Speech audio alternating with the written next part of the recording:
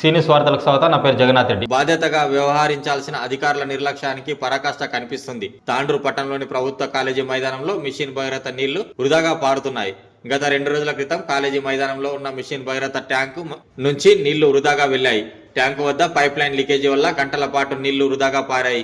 అప్పటి నుంచి అధికారులు పైప్ లైన్ లీకేజీలకు మరమ్మతులు చేయించడంలో నిర్లక్ష్యంగా వ్యవహరిస్తున్నట్లు తెలుస్తుంది. దీంతో ఆదివారం మరోసారి ప్రభుత్వ జూనియర్ కళాశాల మైదానం చిన్నపాటి నదిలా మారింది.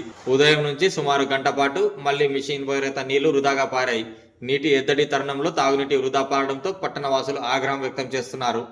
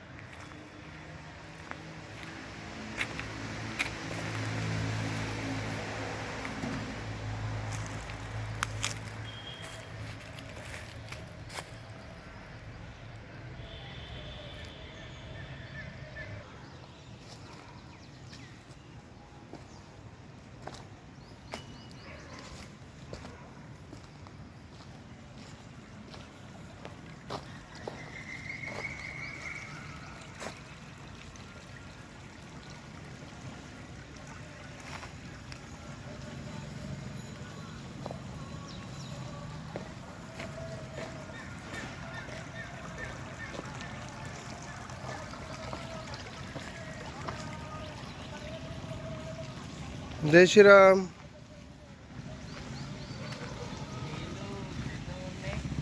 నీళ్ళు తాగనికే నీళ్ళు ఎక్కువైనాయంట, అందుకని వరి నాట్లు వేయాలంట, అందుకని వేస్తున్నారు. అక్కడ మొత్తం వరి నాట్లు వేస్తారంట ఇప్పుడు.